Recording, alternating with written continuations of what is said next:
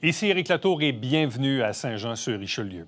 Mardi 7 décembre 2021, adoption du budget de l'an 2022 à la ville de Saint-Jean-sur-Richelieu. C'était donc la deuxième assemblée du nouveau conseil, une séance extraordinaire pour adopter le budget.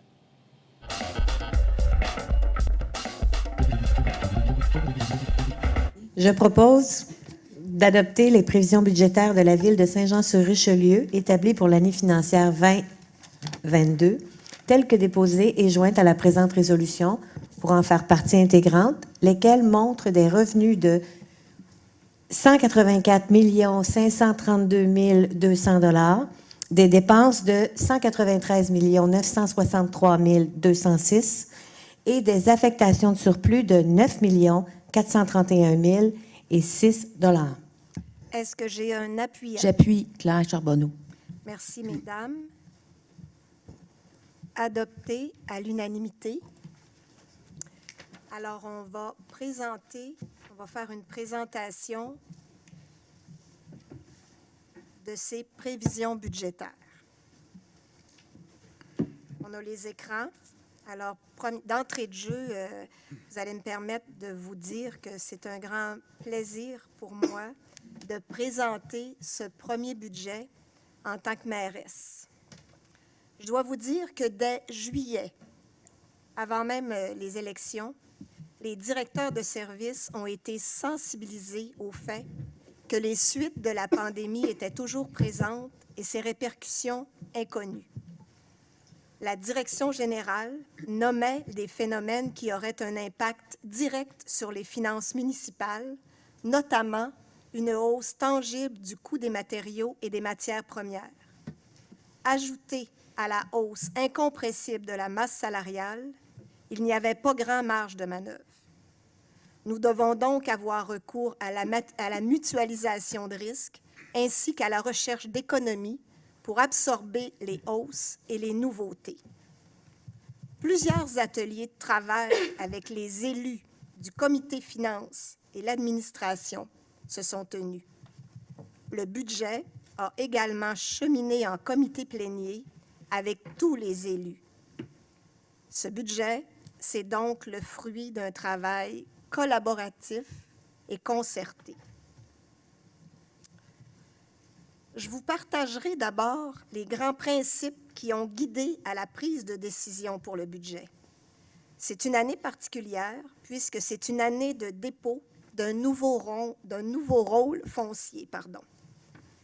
Je vous parlerai de l'exercice qui est fait pour justement s'assurer que l'augmentation de la valeur n'ait pas d'incidence sur le compte de taxes. C'est ce qu'on appelle la neutralisation. Nous aborderons finalement l'indexation du compte de taxes 2022 et de la dette. Pour terminer, évidemment, avec un regard sur le futur.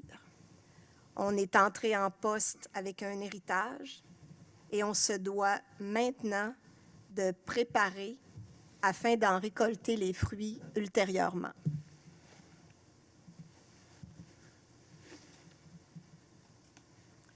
Les messages clés sont bien nommés sur cette diapo.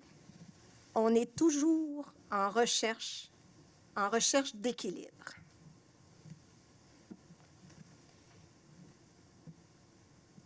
Pour y arriver,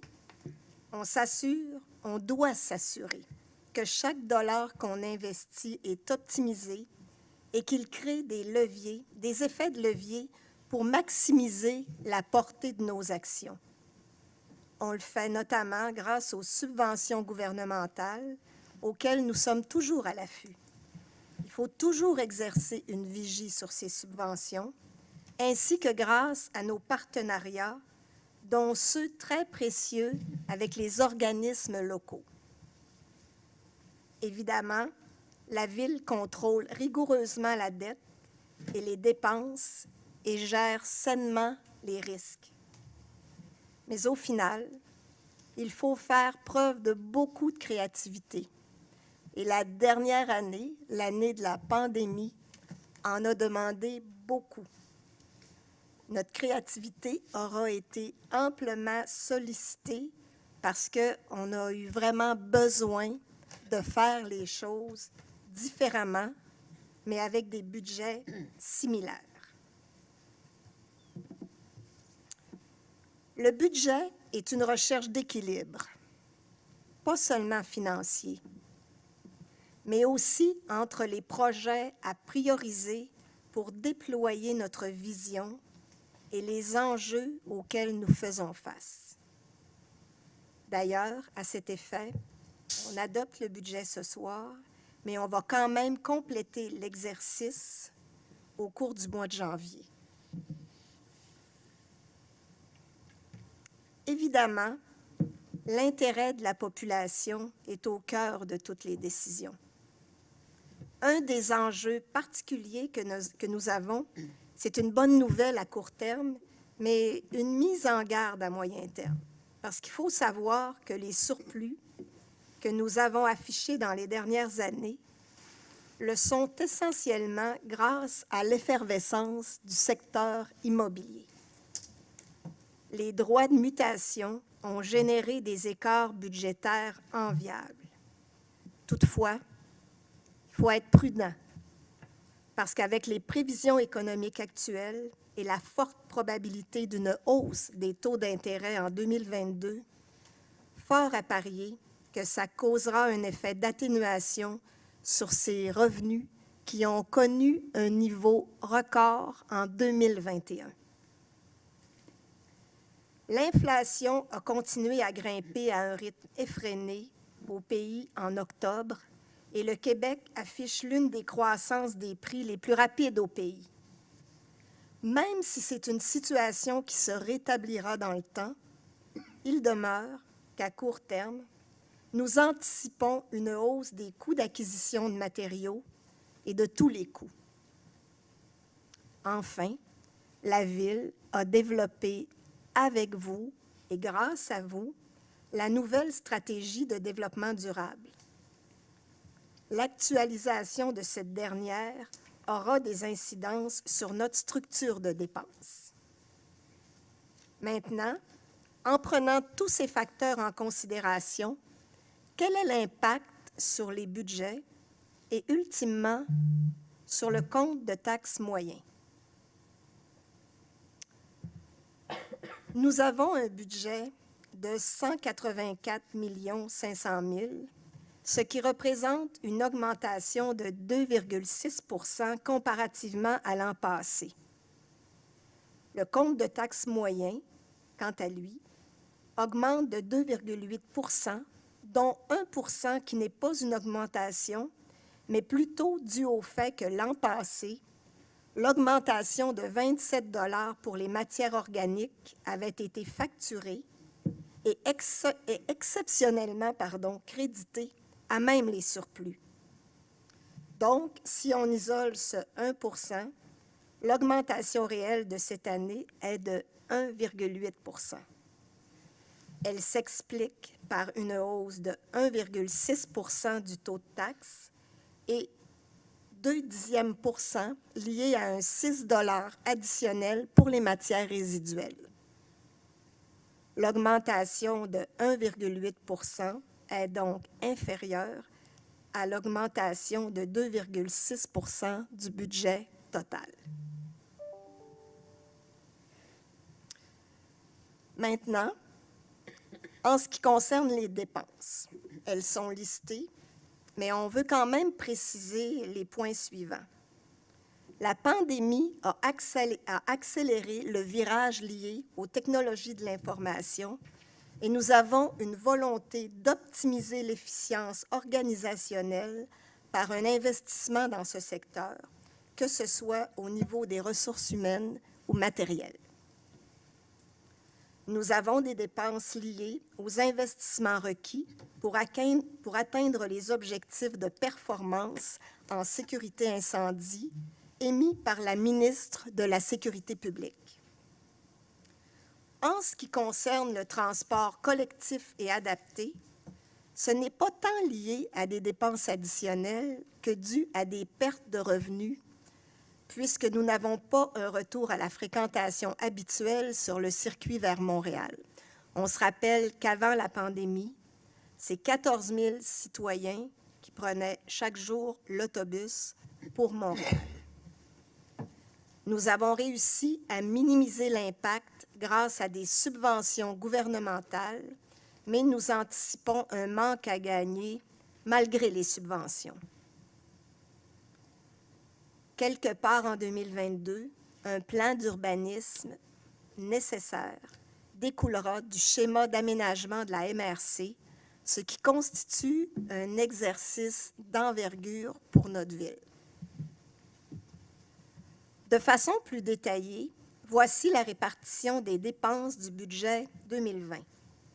Évidemment, la ville étant une organisation de services, il est normal que sa catégorie de dépenses principale soit celle liée à la prestation des services, donc la rémunération.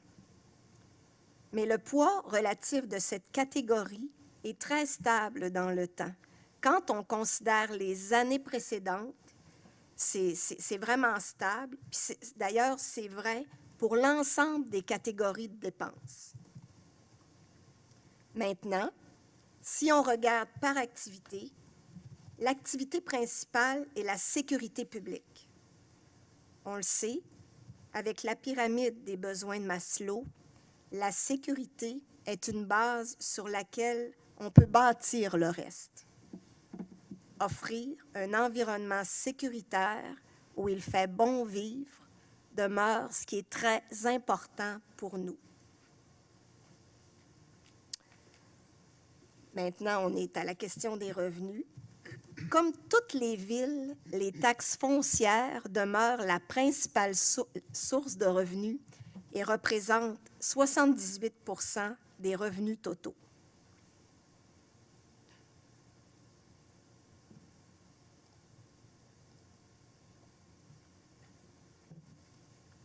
L'évaluation du rôle est basée sur les valeurs marchandes. L'augmentation générale est de 18,6 %. Certains seront peut-être surpris, considérant que les valeurs ne cessent d'augmenter, mais bien qu'il y ait eu une hausse en 2020 et 2021, la hausse de 2021 n'a pas été considérée pour l'évaluation du rôle. C'était une préoccupation des citoyens et ça a été aussi une préoccupation du conseil municipal. Ce sont les valeurs au 1er juillet 2020 qui ont été considérées. L'évaluation du rôle a beaucoup progressé dans les 20 dernières années. Prenons à titre d'exemple la valeur moyenne du rôle. En 2002-2003, la valeur était à 95 883 $. Cette même valeur, en 2022-2024, est à 346 785 $, ce qui représente une progression de 362 %.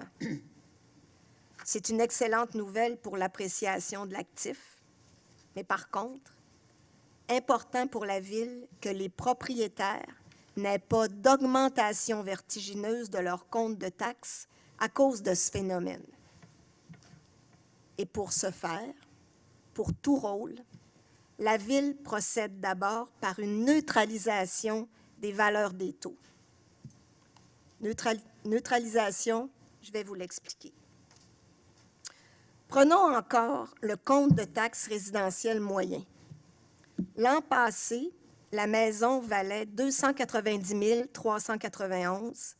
Les taxes étaient calculées sur un taux de base de 74,59 centièmes. Excluant les taxes spéciales et les tarifs, ceci donnait un montant de taxes de base à payer, de 2 166 $. En 2022, la même propriété est évaluée à 346 785. Donc, la première préoccupation est de dire quel est le nouveau taux requis pour que le montant à payer soit exactement le même. C'est ce qu'on appelle la neutralisation ou le taux équilibré. Dans cet exemple-ci, le taux de base est descendu à 0,6246 pour que ce soit le même montant. Cet exercice est fait également pour les taxes spéciales. Le taux de taxation, dans le cadre des budgets, part de ce nouveau taux de base, ce qui assure que l'augmentation n'est due qu'à l'indexation et non à l'augmentation de la valeur de la propriété. Ce qui m'amène à la taxation 2022.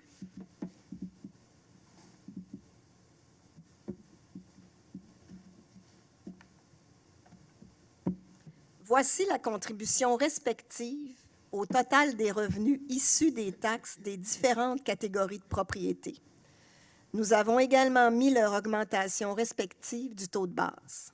Ainsi, le taux de base du résidentiel de 1 à 5 logements est augmenté de 2 %. Cette catégorie génère 58,5 % des revenus totaux issus de la taxe. Toutes les autres catégories d'immeubles sont augmentées de 5 % à l'exception des terrains vagues desservis. Cette catégorie augmente du même taux que le résidentiel de 1 à 5 logements, puisqu'elle est liée par condition au résidentiel de 1 à 5 logements. Concrètement, ça représente quoi? Je reprends la maison résidentielle moyenne. En 2021, avant le nouveau rôle, la neutralisation et l'indexation, le compte de taxes à payer était de 2 762. En 2022, le même compte à payer sera de 2 838 $, soit une augmentation de 2,8 % ou 76 $ additionnels. Quand on regarde les autres items du compte, on voit que les tarifs liés à l'aqueduc et égouts sont restés identiques. Pas d'augmentation. Les matières résiduelles augmentent, quant à elles, de 6 $. Dans les faits, ce sera 33 $ puisque l'an dernier, un crédit de 27 $ par unité de logement avait été exceptionnellement octroyé provenant du surplus. Pour les deux taxes spéciales, les taux ont été neutralisés. Nous en sommes restés là. L'intention était de maintenir le même revenu. Pas de nécessité à l'heure actuelle de l'augmenter, car ces revenus sont utilisés à des fins spécifiques. L'augmentation du compte de taxes due à l'indexation représente 43 $ sur 76 $. C'est une augmentation de 1,6 %. Les 33 $ additionnels proviennent des dépenses liées à la gestion des matières résiduelles. On voit que les taux ont décru pour s'ajuster. Et on voit aussi que ceux des taxes spéciales sont restés stables. Le calendrier des versements est similaire à l'an passé. Il y aura 4 versements en février, en avril, en juin et le dernier en septembre. Le premier versement aura lieu le 17 février. Maintenant, concernant la dette, la Ville est en bonne position. La dette a un impact sain sur le budget total. Le remboursement du capital et intérêts est de 23,1 millions, soit 12,5 % du budget. Par ailleurs, là c'est écrit en petit, si on se compare à la moyenne des 11 villes comparables, Saint-Jean-sur-Richelieu affiche un ratio d'endettement à long terme de 1,67 $ aux 100 $ d'évaluation de richesse foncière uniformisée, comparativement à 2,49 $.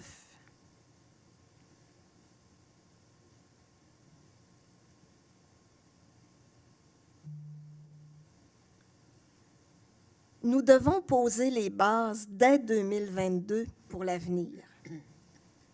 En 2023, nous franchirons sans doute le cap des 100 000 habitants, ce qui aura des conséquences budgétaires, car ce niveau d'habitants implique différentes obligations à respecter. Surtout, il faut s'affirmer comme grande ville, déployer notre plein potentiel.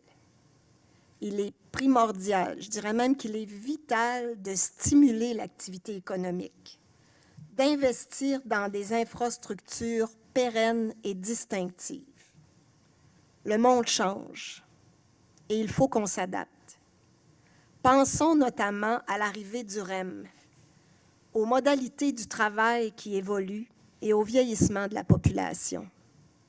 Il faut s'assurer que toute notre population, peu importe l'âge ou ses limites, puisse être active dans sa communauté. Nous visons devenir une ville verte, carboneutre, inclusive, et les décisions devront être guidées par cette vision. Nous avons tout pour réussir. Il faut agir en ce sens, et ceci passe notamment par des budgets qui reflètent nos intentions. Je vais terminer ici en remerciant tous ceux qui ont participé activement au processus budgétaire, un processus au cours duquel on doit parfois choisir le moins pire. Merci à toutes les directions de service, aux gestionnaires qui ont consenti des efforts, chacun à leur manière, dans un processus qui parfois les écorche à plusieurs égards. Merci à l'équipe de la direction générale qui nous permet d'avoir une vision globale et de nous en approprier les défis. Merci à chacun des conseillers, des conseillères, qui, chacune à sa manière, doit vivre des renoncements. Un merci particulier à mesdames Manon Tourigny et Manon Chabot, qui, combien de fois, se sont remises à leurs calculs afin de répondre au mieux aux questions et aux exigences d'un conseil qui était assoiffé de réponses, mais aussi de connaissances, parce qu'on était plusieurs nouveaux. Alors, des idées, on en avait, et on a pu allègrement les partager. On a été bien accueillis, puis je tiens vraiment, vous êtes dans la salle. Au nom du conseil, je veux vous remercier. Alors voilà, merci beaucoup tout le monde.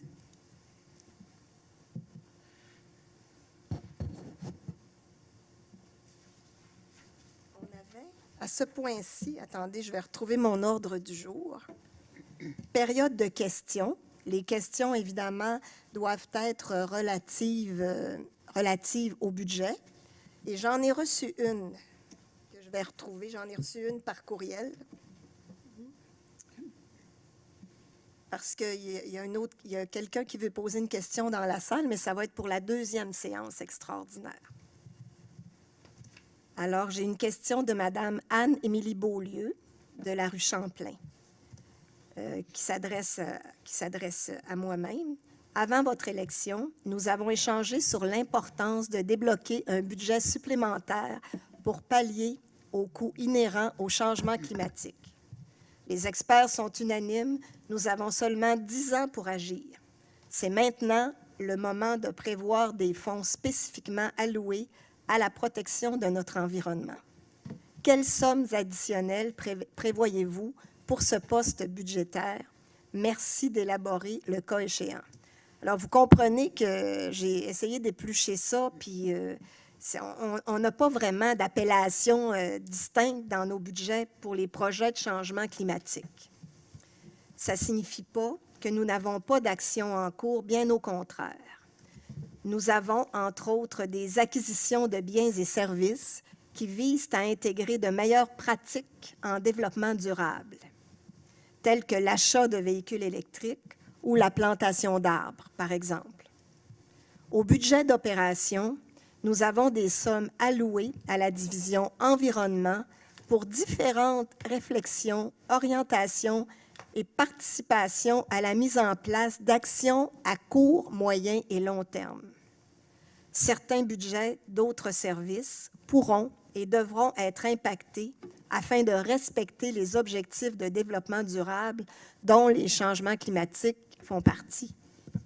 Il faudra sûrement revoir la comptabilisation afin de regrouper les coûts selon les projets et voir l'évolution de ceux-ci en termes budgétaires, mais il y aura également des actions sans grand impact budgétaire qui seront mises en forme en collégialité avec le milieu qui en prendra en charge. À ce moment-là, on va pouvoir servir de catalyseur. Il y a aussi des sommes qui pourraient très bien nous servir à même nos surplus et réserves, telles que l'amélioration du patrimoine naturel, le transport et la mobilité active, les matières résiduelles et recyclables, et bien entendu la réserve financière environnement qui nous sert au plan de conservation. Le plus important, je pense, à retenir de ça, c'est qu'en janvier 2021, le Conseil va participer à un exercice avec la direction générale et avec tous les directeurs de services pour apparier la plateforme électorale de l'équipe, qui est maintenant un conseil, d'apparier ça justement avec probablement des surplus. Il y aura sans doute des décisions budgétaires qui seront prises, des nouvelles priorités qui seront mises à l'avant. Ça va se faire dès le mois de janvier 2022.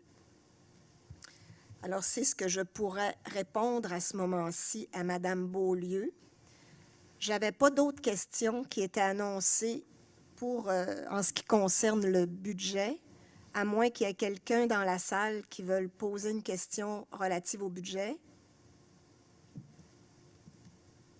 Sinon, on pourrait faire la période de questions et de communication des membres du conseil municipal, à moins qu'on la fasse à la deuxième séance. Si vous me le permettez, même si c'était à l'ordre du jour, si vous avez l'air à tous opiner du bonnet, alors on vous fera parler tantôt. Alors, je prendrai une proposition pour la levée de la séance. Je propose. Merci, Mme Charbonneau. Je suis appuyé, Jeanne. Merci, M. Fontaine. Alors, la première séance est levée. Merci beaucoup.